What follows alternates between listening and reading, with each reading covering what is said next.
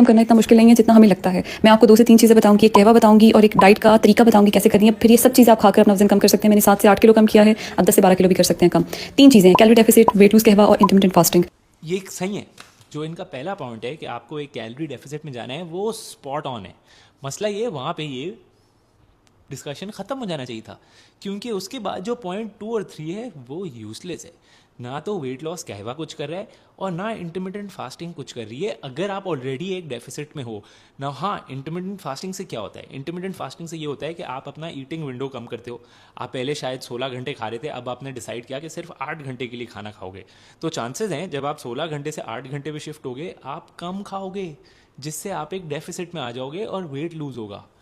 कहवा तो खैर कुछ भी नहीं कर रहा, अनलेस आप अपनी किसी मील को कहवा से रिप्लेस कर दो।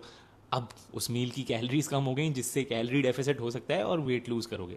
मगर अगर पॉइंट नंबर 1 कैलोरी डेफिसिट है और वो सबसे इंपॉर्टेंट है और वो आप कर रहे हो, तो बाकी चीज़ें मैटर नहीं करती। फिर आप लिस्ट में कुछ भी डाल दो, आपने कैलोरी डेफिसिट करना है और आपने अपनी सास से दिन में 2 दफ़ा लड़ना है, 3 डाइट कोक पीनी है, 4 दफ़ा बाथरूम जाना है, 5 दफ़ा नाचना है, कुछ भी बोल दो, वो सब एप्लीकेबल हो जाएगा, सब सच हो जाएगा अगर कैलोरी डेफिसिट है।